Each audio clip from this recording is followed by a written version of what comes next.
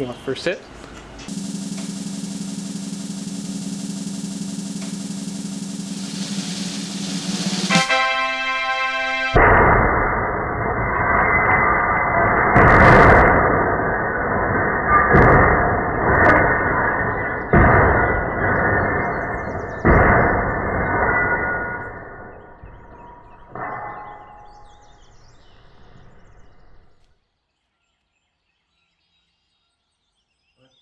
Hi, everyone, and welcome to another episode of the Anti-Tech Cast. I'm Ryan. And I'm Griffin.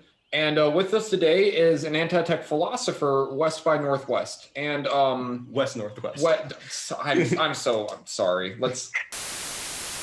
Hello, everyone, and welcome to another episode of the Anti-Tech Cast. I'm Ryan. And I'm Griffin. And with us today is West Northwest, an anti-tech philosopher. And I'd like to begin today. How are you doing today, West? Start with that. I'm doing great. How are you all doing? We're doing good. We're doing well.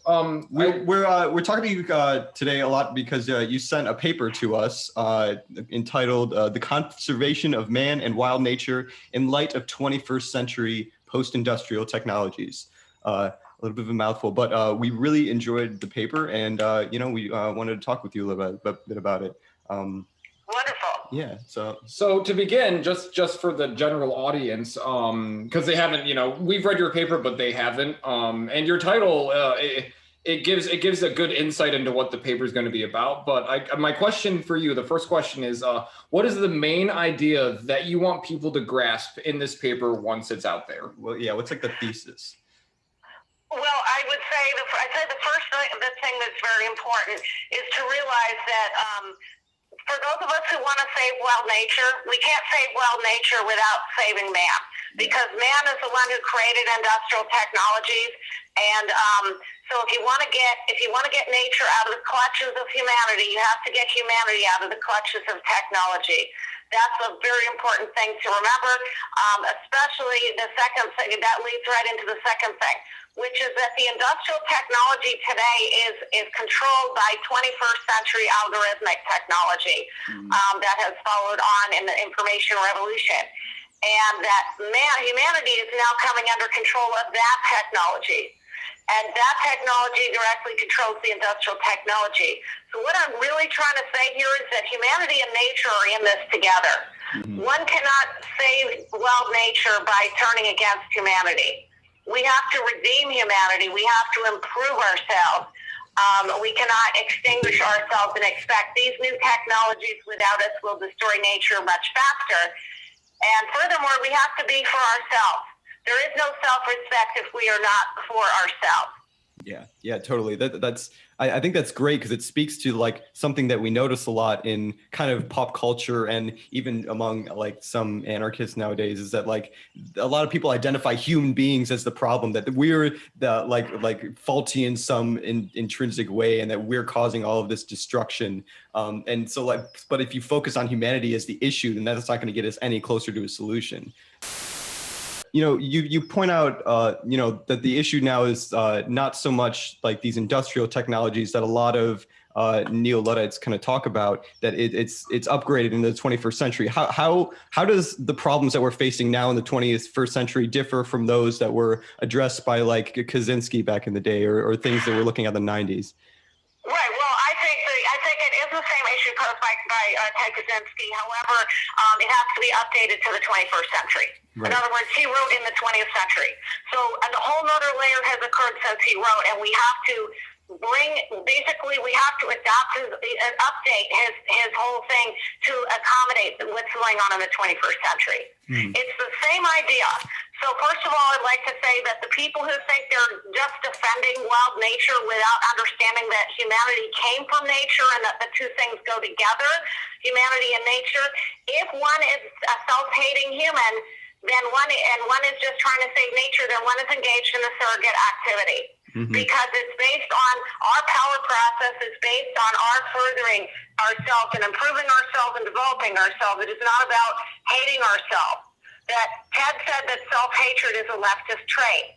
Yeah. So we have to understand that we are all in this together. That's number one. Number two, the difference between what Ted was writing about in the 20th century and what we have now is that the industrial technology, basically, this was man, basically using industrial technology to conquer nature. Mm-hmm. And so you had all of nature being used as a standing reserve. This is what Heidegger would call it, standing reserve for our use. When you take a tree and turn it into lumber, it is no longer a tree. It is these blocks of lumber, right? Right. Okay, so what's happening now is that the new technology, the algorithmic technology, which is even fewer people at the helm of it, is now turning man himself into standing reserve. We are the resources now. We are the natural resources. Yeah. We are the new natural resource and I would call this is not, the people who programmed it. No, it's the whole system. The system, whether you're talking about Ted or whether you're talking about Mumford or whether you're talking about Elul, the system is a combination of humans and artifacts, basically, and machines. Mm-hmm. It's like a self-propelling, thing that self-evolves and runs by itself, but it feeds on some energy. So it was feeding and building itself on natural energy, and now it's doing it on human natural energy. Mm-hmm. And that the human equivalent of when the tree becomes lumber, the human becomes data. Right. And this 21st century system feeds on data. So I call that the human data reserve, which is the human version of standing reserve. Okay. Yeah. It's interesting because we talk about humans being transferred into data like that. And it seems like this isn't really a secret. It seems like a lot of people are kind of aware of the fact that they are just data for the system, especially about when all these things about Facebook and Google come to light and how they're using people's data and to make money. And you have this free service, quote unquote, on your phone, but you're really paying for it in this way. They're just turning you into data that can be used and sold. But it's interesting that how they don't have to hide it, and it's still so effective. Yeah. There's a lot of self-hating humans, right? Yeah. Humans who have demeaned themselves, who don't believe they deserve any better, who exist to serve the system, who have been sort of almost trained to be servo mechanisms to the system, and they think that's all they deserve. And what this thing does is it eats their mind. Yeah. It asks and turns it into data, and their mind, because they are outsourcing their human functions, to machines, these algorithms, mm-hmm. they actually lose the capabilities that they were born with in nature. Yeah. Their minds start to be emptied out of their natural capabilities. Right. And that would be, if whoever depends too much on a GPS device loses his ability to navigate space. Yeah, and it's so in a similar way, it seems that the more we communicate with each other through these digital technologies, the more the less we're able to communicate in a person-to-person situation. We're ridding ourselves of our social ability. Yes, and that's why you have a whole generation, obviously not everybody, but many who are awkward socially, who are scared to speak on people. They're just terrified of unscripted conversation with their fellow humans, and they end up having to take college courses on conversation. Yeah. So they're losing the thing that kept humans alive. Even animals have social capabilities, but everything that is outsourced is everything that is lost. It is not a service. It is masquerading as a service. It is an extraction, parasitical type of thing, not a service. So, Wes, I have a question for you about something that you referenced specifically in your piece. And I'll just read you the short part of the quote, because you're talking about the relation between the modern computerized system and humanity and nature, right? And so you're talking about how the network system in humanity, in which both parts are becoming unequal yet intact, contributes to some greater unified whole, but rather of the evolutionary outcompetition of human and natural life by networks of 21st century artificial systems in accordance with universal Darwinism. And my question is, This is so that's a new term for me. I've never heard the phrase universal Darwinism, and you don't exactly expound on it in the piece. So I was wondering, what exactly is that? Yeah, it didn't come from me. It came from the tech community. Basically, it's basically the same Darwinism that we talk about, the competition of species. Yeah. Okay, so take that and expand it to anything that has dynamism. Anything. So a system can outcompete a human. Mm-hmm. So we're not, in other words, we're taking a universal Darwinism would even apply to other life in space. In other words, it would apply to anything that evolves, and it's not just, ideas evolve, right? So you could apply it to ideas. You could apply it to computers. You could apply it to anything. And so that's the point, is that original Darwinism was simply about biological life. Universal Darwinism takes that and applies it to anything. So, for example, the early tech theorist Steve Almohandra talked about how this technology, he was deeply involved in it, would flow downhill. It would take the shortest path, right, to flow downhill to conserve energy. I'll say that it will flow downhill and it will go right through human flesh and right through nature, right. And it will outcompete as it does so, because if survival is based on efficiency, let's say efficiency for the hunt, okay, so the lion that hunts more efficiently because he has more capabilities than another animal is going to outcompete that other animal and maybe use him as prey. So the problem is if this technology is the lion and we're the prey, we will be outcompeted by this technology because it is more efficient. It wants to, it doesn't want anything. I don't want to anthropomorphize it, but it will, if we feed this energy into it, it will continue to expand like a cancer. It will not only colonize human minds, but eventually it will colonize physical space. Think about how humans have basically driven wild species into very tight contained areas, like gorillas in Africa, for example. Mm-hmm. Carved through their habitat and confine them into little islands. Right. Well, that's kind of going to happen to us, because when you start basically keeping somebody is not really doing a lot outside. COVID is simply a warning about what that could be like. Mm-hmm. Everybody is in their little block house. And they surrender. They don't go shopping anymore. They don't do it. Even the modern world stuff they don't do anymore. They don't go outside. They don't use the parks. They don't go and interact with other people in person, right? Yeah. So eventually you've got people essentially confined to these virtual human zoos. You've got your little virtual cell, which would, the square on Zoom might be a good metaphor, but I actually prefer the Facebook avatar myself. You're confined in this virtual prison cell, and everything else will be taken. This system will take all the ground that we give up. Mm-hmm. And we will be outcompeted because we have surrendered our minds. Our minds are our strength. Our minds that have self-awareness and have, in other words, if you give up your power and your power process, and you give all your ground away, what are you doing here? Eventually those machines will be able to produce their own data resource. They won't need us for that. Yeah. And it will just keep expanding like a bacteria, or a fungus. Yeah, it's funny.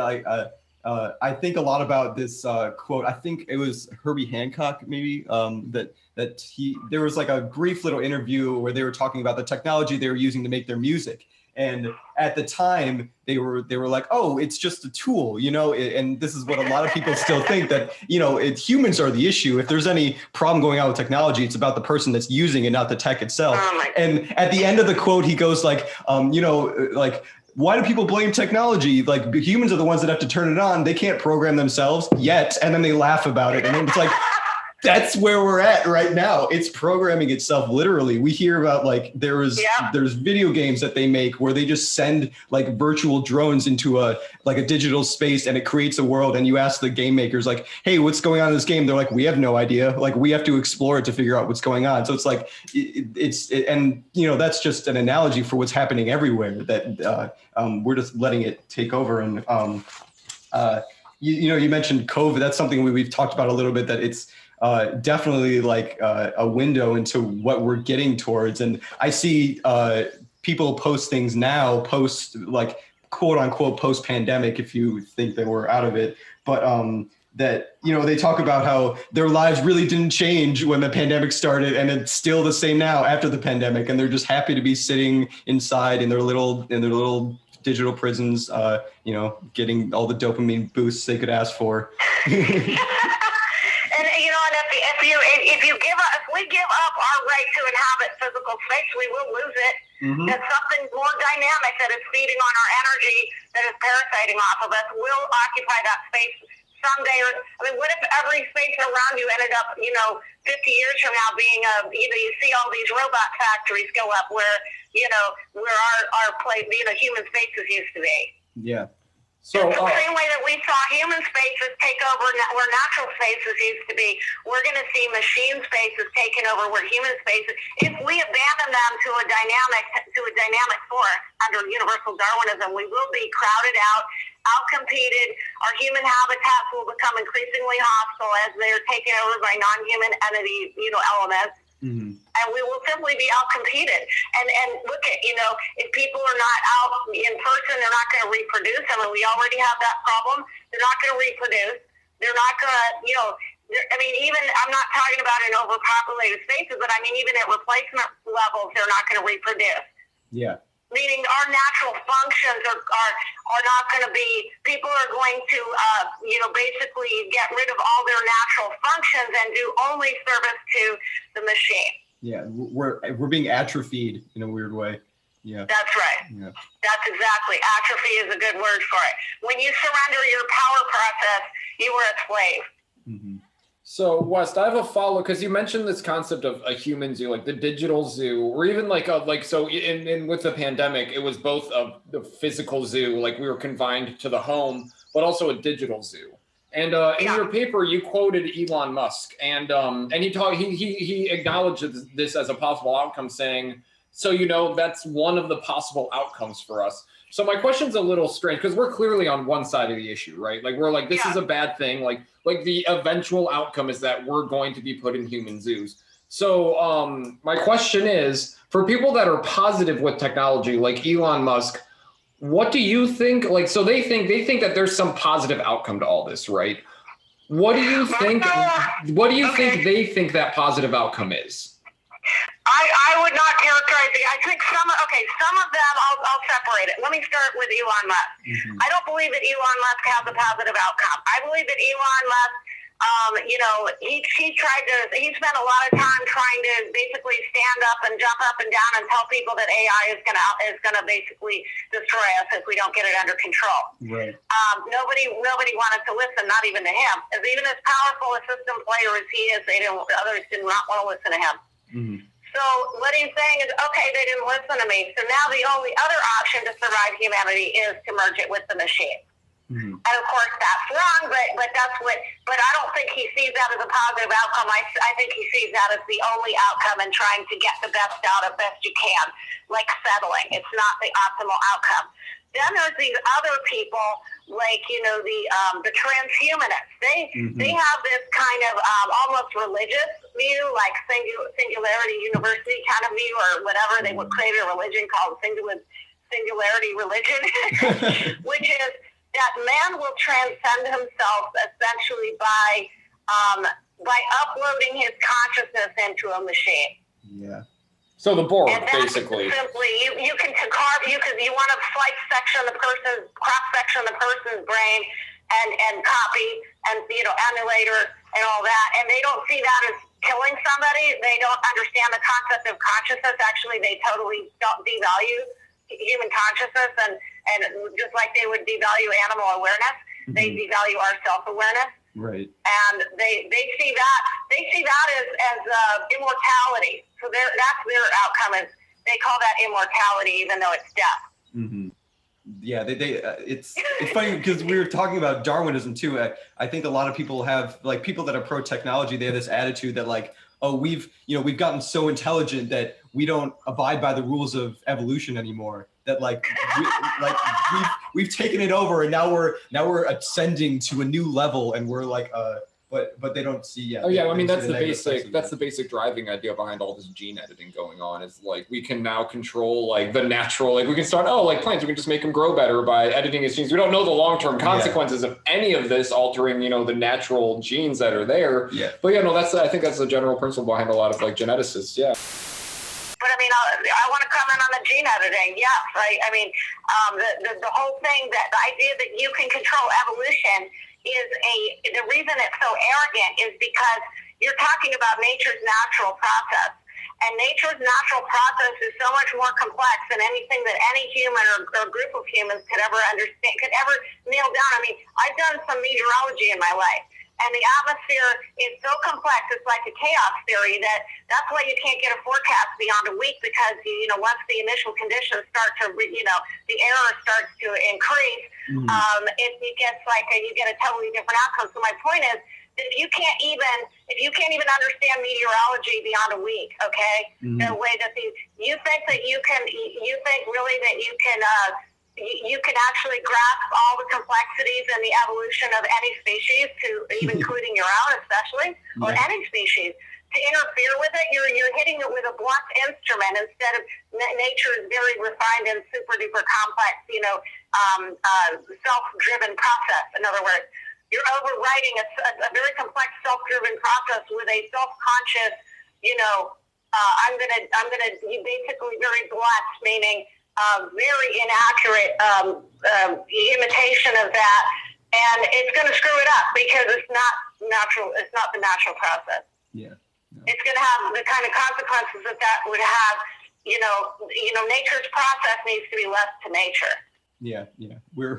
We think of ourselves as gods, and it's going to be our downfall. That's right. I actually have an interesting example. So like I've been looking a lot into like dog breeds recently as of late. And something that I've noticed like almost across the board is that in the last like 120 years, right, basically after the end of World War I, that's when people started like standardizing dog breeds. Well, that's when like German Shepherds became, it's this lineage and these genes and like all of this correlation. But then the moment we started standardizing these dog breeds is when almost all of their genetic problems showed up. So if you look at any pictures of modern day German Shepherds, they almost universally have terrible hip dysplasia, right? Like they have really bad hips. But if you look at pictures like from before World War I of German Shepherds, like across the board, none of them had hip dysplasia because there was like this constant there's variation. There was like this naturalized outbreeding between German Shepherds and other work dogs where like the gene pools weren't getting so collapsed in on themselves. Mm-hmm. And it's just interesting because this issue with like our abuse, I call it abuse, like our abuse of genes, like we see this a lot in plants with like monocultures where like insects, like there's insect species that are now adapting to the monocultures and are wiping out 80% of a country's crops because there's only one type of, there's no genetic variation at all in agriculture anymore. And it's just a huge problem for like for the modern technologists. It's a huge problem because they don't know how to, they basically can't keep up the pace to adapt to the genetic alterations we've already made that have all these unintended consequences. It's too complex. Yeah. We can't hope to do that.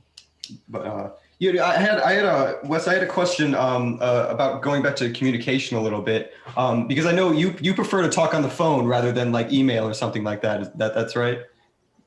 Well, yeah, because email is asynchronous. Yeah. It's And it's very distant and very over-formalized, and 60% of all emails are misunderstood according to the research. Yeah. There's a reason for that. It's because you've not only eliminated the when you're on the phone, you have to traverse distance, but in other words, you at least have the sound, the human voice. But if you eliminate both the human voice and the physical presence, the visual and the physical, and that physical presence, the feeling between people, you eliminate all the human elements, and really all that's left in an email is something that the machine requires. It's just data. It's not communication, in my opinion. It's data. Right. Data transfer. It's exchange of data exchange, and it's not communication. So, I don't mind using it to pass documents back and forth, but it is not a substitute for conversation of any kind whatsoever, in my opinion. Right. I totally agree. I wondered because, I think that I see this kind of trend that's been happening in communication technologies that, I don't know. I remember, like, you're obviously a bit older than I am, but I remember when I was probably in middle school when like texting first became a big thing, and everybody started using texting instead of talking on the phone. And then very quickly you saw how people started to become afraid of answering their phones. They're like, oh, why don't you just text me? They prefer, because I don't know, there's this like fear that they developed from an atrophy of their social skills have been atrophied, and so they prefer to like this textual communication. But it seems like there's kind of been this pushback where, I don't know, we see more like everybody uses like FaceTime and things like that now, and like Zoom calls. So it seems like people are trying to get that synchronous communication back in a way. I don't know, what do you think about how these like technologies have developed, like Zoom calls and FaceTime and things that seem to be more synchronous, but are, they require a lot more technology to upkeep them? Yeah, so texting. First of all, texting I think is sometimes I will bring people onto the text to get them off the email, because at least it's a little more intimate and a little more synchronous than email, and it's little less formal. Right. It's more, but it's still you still lose that. You've got the loss of the spatial dimension and also the loss of the temporal dimension when you do asynchronous communication. Mm-hmm. Now with Zoom, of course, I don't know. It's weird because somehow that screen, I don't know, it's synchronous, but it's totally sterile somehow. Yeah. Looking at a person, and that's why you've got a thing called Zoom fatigue. You've got a person, it should work, but somehow this simulated version of looking in someone's eyes, you're looking in their eyes, but they're not looking in, what are they looking at? If they're looking at the camera, they're not looking at you. So exactly. For them to look in your eyes, they have to look directly in the camera and not look at your eyes. So West, I have a question. Early on in your piece, you talk about just like the general framework of the modern system, where you talk about like the kingpin oligarchs, like the technophiles, the mega corporations that are incorporated with the system. And then I'll quote you the specific question I want to ask. You say, you're talking about like the politics, right? And you say the declining institution of the state, a mostly non-functioning human institution that retains some legacy capabilities. So my two questions about this idea are, what is your, so let me phrase this properly. What do you think the future of politics looks like in the 21st century? Like not what like the politics directly are going to go, but how will the political world interact? Because it used to be like, you look at ancient Athens and the political world was very interconnected with the human world, right? Like it was almost one and the same. Like you wanted to go participate in the democracy. If you're a free person, you could go to the marketplace and you would be participating directly in your democracy. And like that's clearly gone. We've clearly gone further and further away from that. So where do you think it's going to go? Like, what is going to be the future of how politics looks? If the technocracy like continues, if it continues to decline, that is. Corporate techno-autocracy.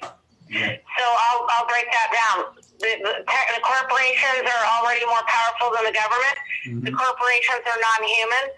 The corporations are basically just like the electricity flowing downhill. So they're autocratic, right? Mm-hmm. They're autocratic also because those corporations, in a way, run by themselves. They're already, even the people who run them have very few options. So autocratic, autonomic, and then the techno part is that the humans will be increasingly taken out of the governance. So you will have AI governance, and people will support it because that way the human biases they will think are out of it. And what they don't understand is that they are literally all their human lives are being systematized for other people's benefit, and all of their higher functions are being fed into the machine and destroyed under that type. And China is the prototype right now. China is the beginning. It's a little different because in China the state and the corporations are one thing. It has all the symptoms of techno-autocracy. So total surveillance, total programming of your life by every aspect of your life and your thoughts by non-human entities. That's what I think. That's a great. I'm just taking notes down. Well, that's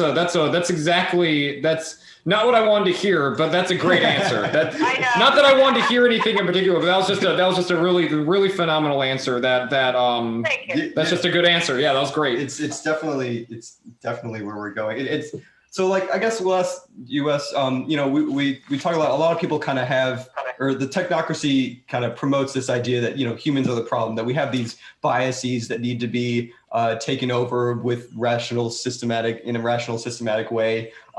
What are some ways that you see that we can kind of re-inspire hope in people's lives, like, or like reinvigorate people's confidence in themselves as human beings, and try to make them aware that these biases that we talk about are really not things that should be rationalized? Like, look, I think a polity, we used, you know, body politic used to be a human institution. It was a human thing. It was run according to human priorities. mm-hmm. So I think that all of the discord that, you know, all the people being upset with, I think we have to turn them, they're blaming each other. Yeah. So basically they have to start understanding that what they're experiencing is being caused by the system, not by the people, not by each other. Mm-hmm. And they've turned on each other, and they're leaving the oligarchs and their systems, their autonomic systems, they're leaving those alone. And that's, they're losing their humanity to those things. So the first thing to do is to get people to focus on the system as the thing that's doing this to them, and not their fellow citizens. Right. Yeah. Without that, I mean, because let's see, the problem is I don't think people care about it. I don't think they think they deserve any better somehow. And they just lash out and complain, but they don't. They've lost their agency. Their power process is gone. They've surrendered it.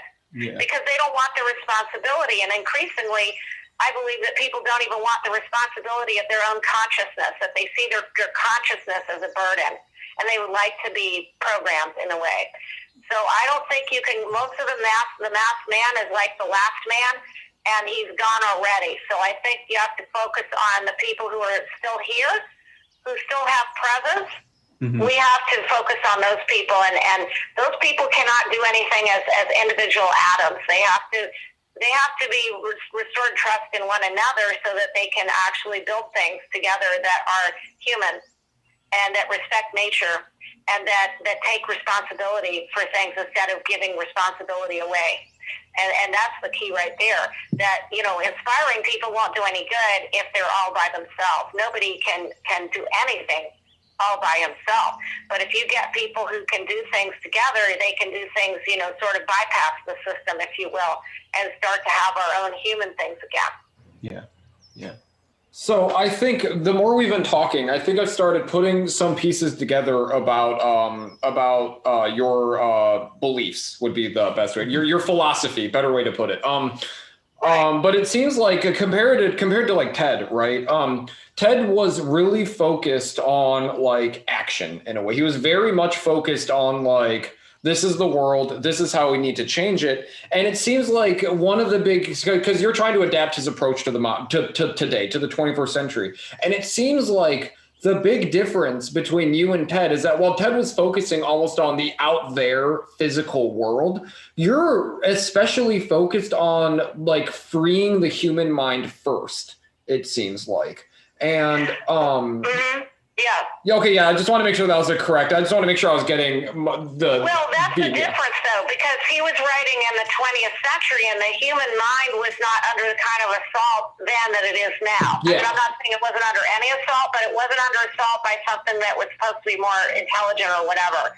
Mm-hmm. So, in a sense, I think the only mistake he made is that he gave too much credit to people who had already deteriorated past the point where.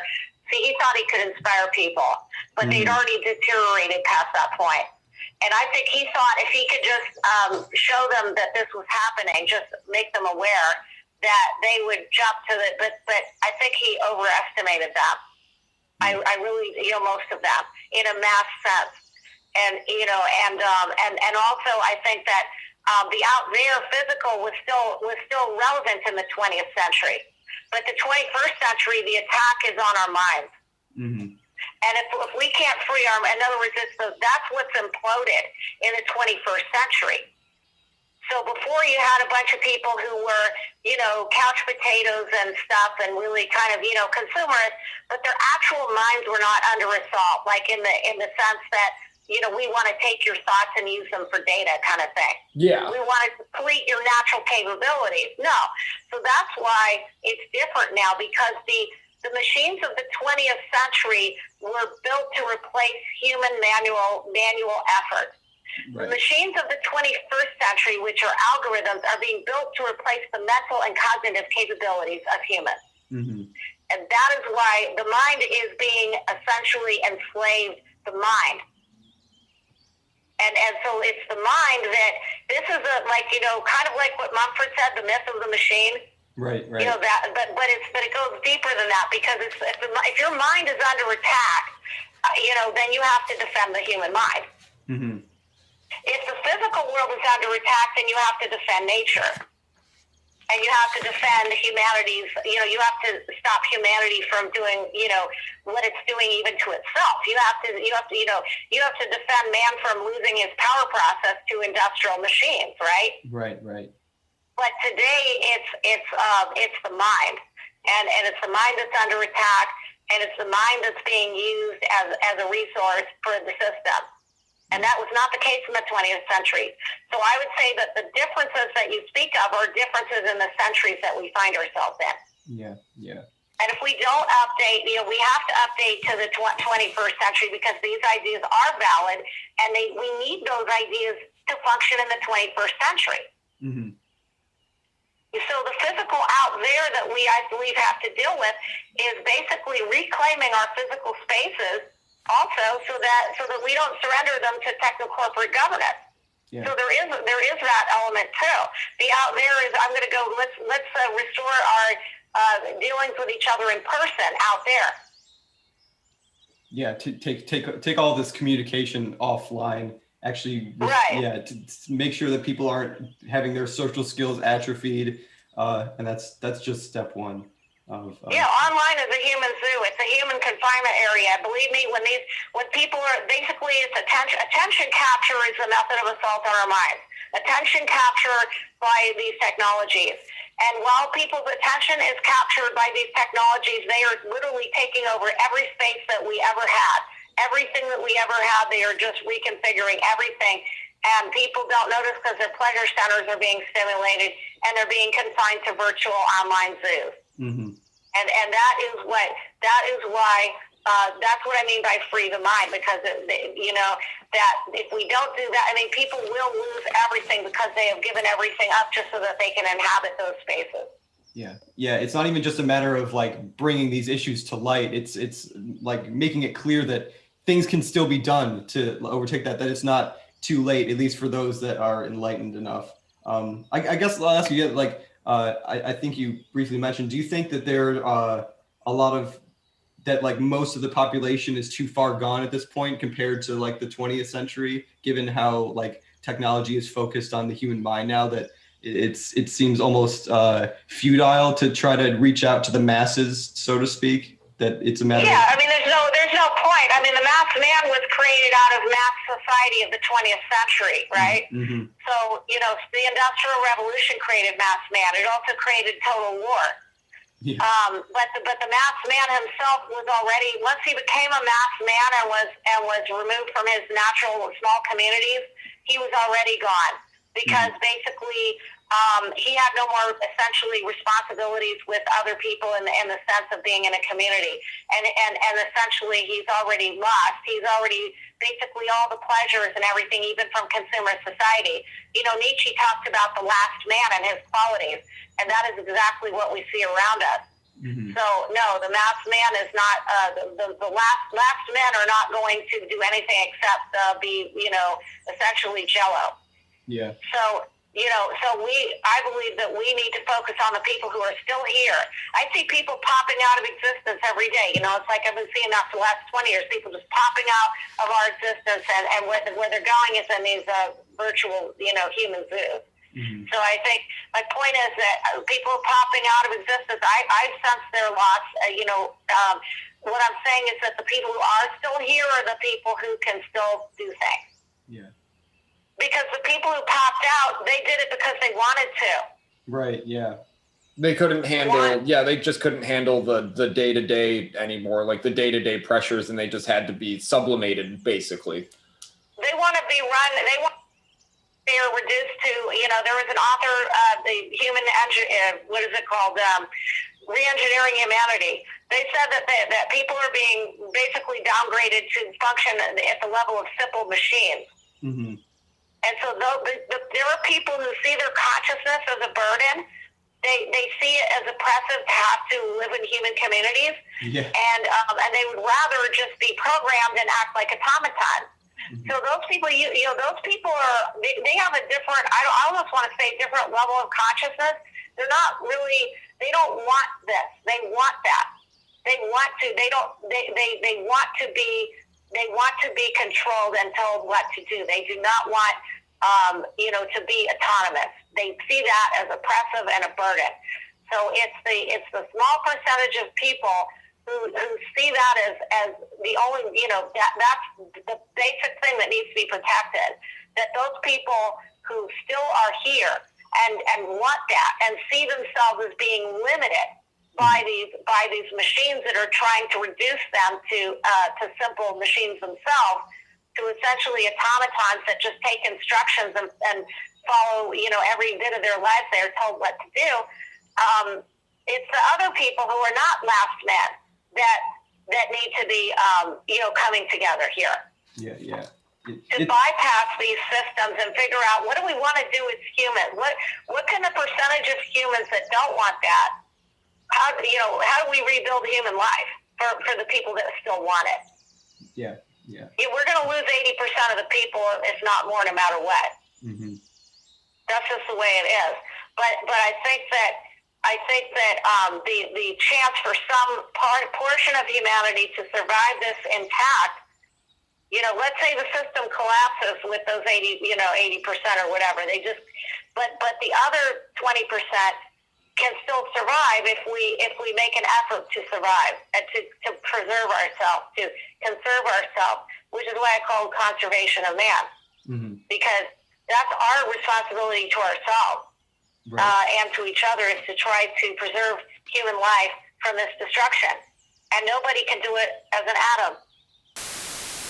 So forgive me if I'm asking you to repeat yourself here, but like for that 20%, for those that identify themselves as part of that 20%, what would you say is the first step for them to help, prepare for the collapse, to conserve? How can they take the first step to conservation of man? They can't do anything by themselves. Right. The system is too powerful. They cannot. They have to band together with other like thinkers and strategize what to do. Mm-hmm. In the real world, yeah. That's the whole point. The system carved everybody into atoms. Mm. They destroyed our small communities. And that's how humans have survived for all of these thousands of years. Mm-hmm. So nobody can do anything by himself. Yeah. It's kind of like, you tell someone, how do you change politics? You think you're going to change it by yourself? Of course not. It's too big. Mm-hmm. It's too big, too complex. It needs strategy. It needs long-term thinking. It needs minds coming together to figure out what is the best course of action. What is the best way to survive this? What is the best way to preserve something for the future? Yeah. What is the best way to counter this system from outside it? Mm-hmm. So we need to connect. We need to connect to each other, network, and start building a community in the real world. Start strategizing in the real world.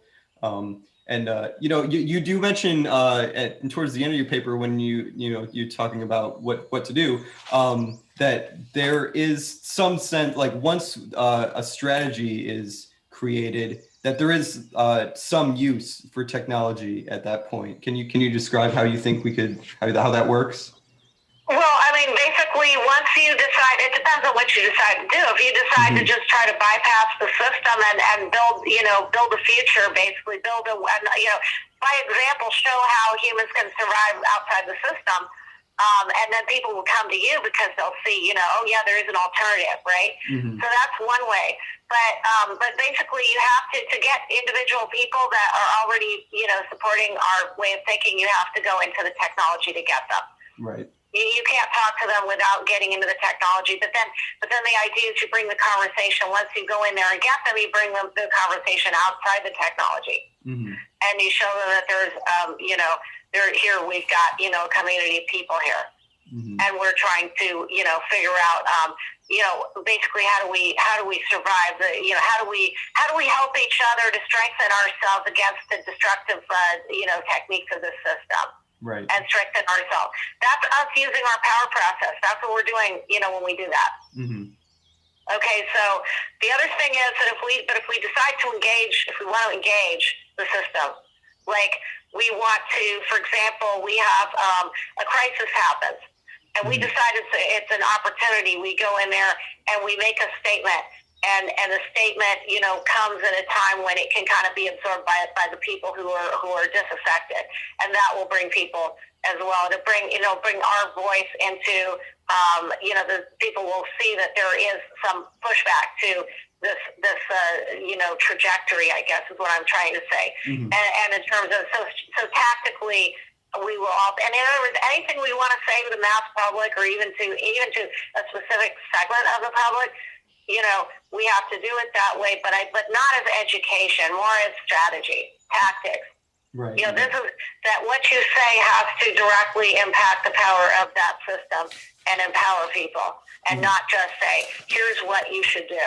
Nobody should do anything by himself. Right. It's not possible. Yeah.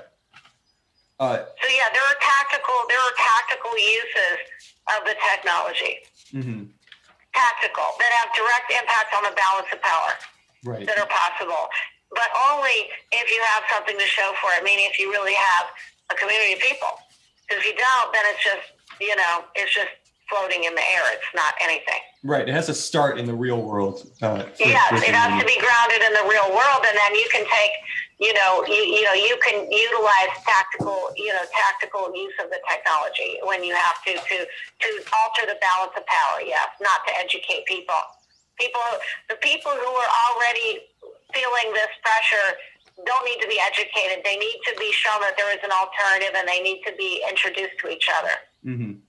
Yeah. And us, and to take back our responsibilities, our power process, and execute our power process for our own benefit and for the future. Yeah, that's what it's all about. Exactly.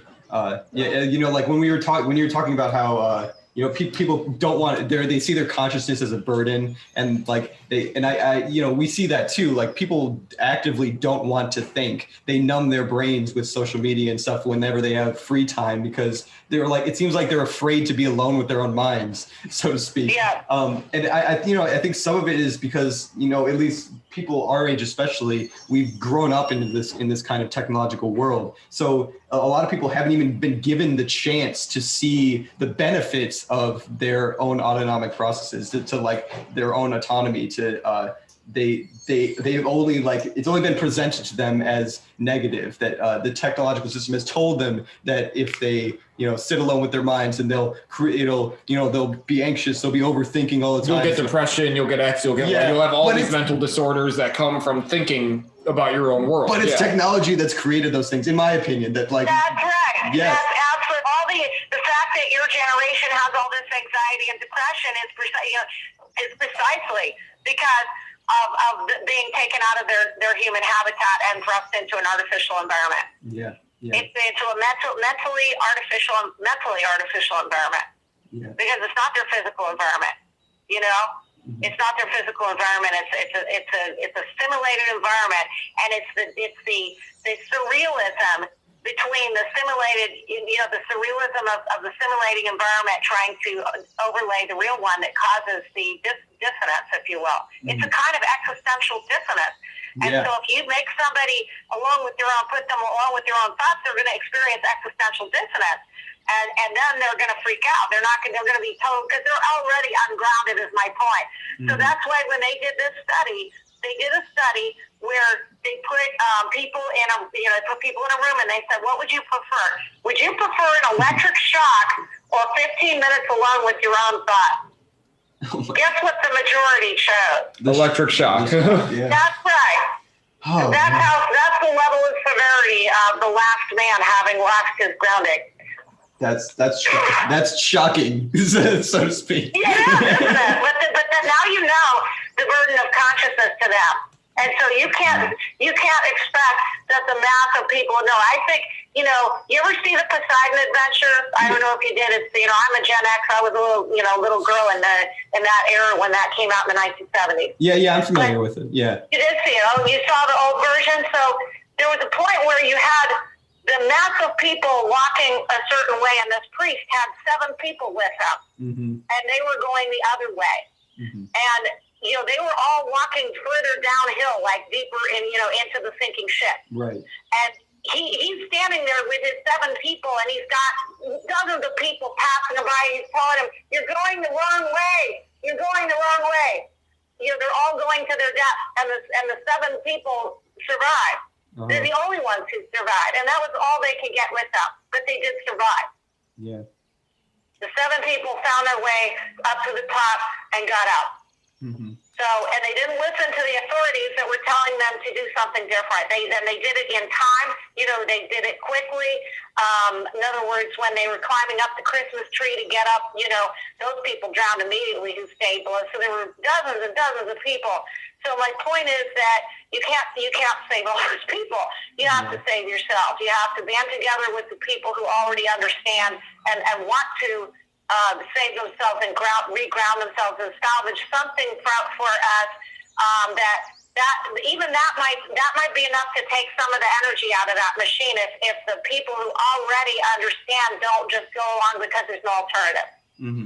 Yeah. If all of us withdraw our energy from that machine and set up alternatives and demonstrate that alternatives exist, and what that looks like, it's those people I think that we should be talking to.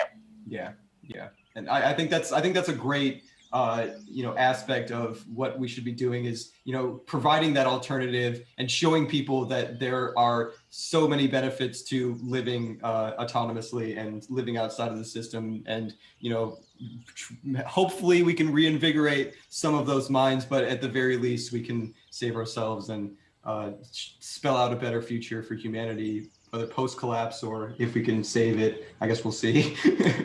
Yeah, the whole point is that I think we have to go after those people specifically. Yeah. I think there are people out there that we already know who they are.